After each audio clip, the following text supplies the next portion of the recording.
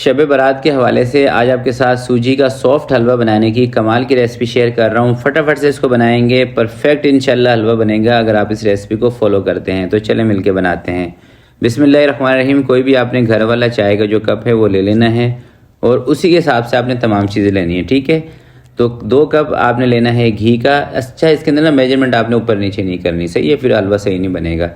2 इसके अंदर सब्ज़ी इलायची शामिल करें और जैसे ही घी गर्म हो जाएगा 2 कप आपने सूजी भर के इसके अंदर डाल देने हैं। पाव आधा पाव के चक्कर में आपको नहीं फंसा रहा हूँ, कप के हिसाब से बता रहा हूँ, उस हिसाब से बनाइएगा। 7-8 मिनट लगेंगे मीडियम आंच पे सूजी को भूनने में। जब सूजी अपना कलर चेंज कर देगी, अच्छी सी इसके अंदर से खुशबू आने लग जाएगी, फिर आपने इसके अंदर चीनी और पानी ऐड करना है, ठीक है। कच्ची सूजी के अंदर आप चीनी पानी डाल देंगे, हलवे में टेस्ट नहीं आएगा। तो इसके अंदर एक ही टिप है, वो ये है कि आपने सूजी को अच्छी तरीके से भून लेना है।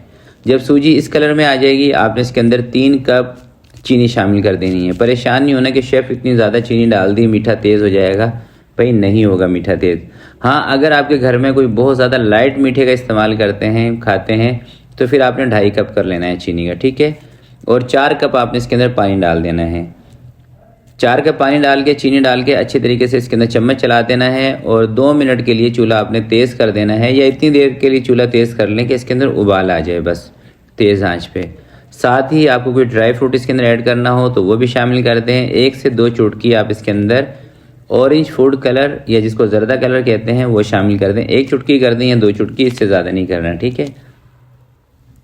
और अगर आप चाहें तो इसके अंदर 2 से 3 ड्रॉप केवड़े के एसेंस का भी इस्तेमाल कर सकते हैं, उससे भी एक बेहतरीन सी खुशबू आएगी इसमें। तो जैसे ही दोस्तों हलवे के अंदर एक उबाल आ जाएगा, इस तरह से तेज़ उबाल आएगा, तो अब आपने क्या करना है कि चूल्हा थोड़ा सा कम कर देना है, यानी कि मीडियम सी आंच कर देनी है या उससे भी कम। 2 से 3 मिनट आप इसको हल्की आंच पे पकाएंगे, ये हलवा आपका थिक होना स्टार्ट हो जाएगा, ठीक है।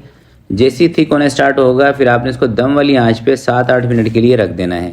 और देखें इसी स्टेज पर आ गया, ठीक है। तो अब मैं इसको दम वाले फ्लेम पे छोड़ देता हूँ 7-8 मिनट के लिए और उसके बाद इसका फाइनल लुक आपको दिखाता हूँ, ठीक है।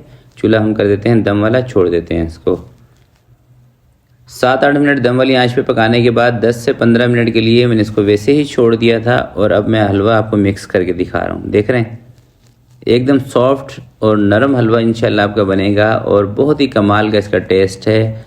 बस इसके अंदर टिप दोस्तों यही है कि आपने चीज़ें नाप के लेनी है, ठीक है। कोई भी चीज़ अंदाजे से नहीं डालनी, चीनी, घी, पानी, कोई भी चीज़ अंदाजे से नहीं डालिएगा। तमाम चीज़ें कप के हिसाब से नाप के लेंगे तो इंशाल्लाह हलवा ऐसा बनेगा परफेक्ट कि आपका दिल खुश हो जाएगा। तो आज के लिए इतने ही, मिलते हैं किसी नेक्स्ट वीडियो में। तब तक के लिए अपना बहुत सारा ख्याल रखिएगा, अपने वालिदैन का ख्याल रखिएगा। अल्लाह हाफिज़।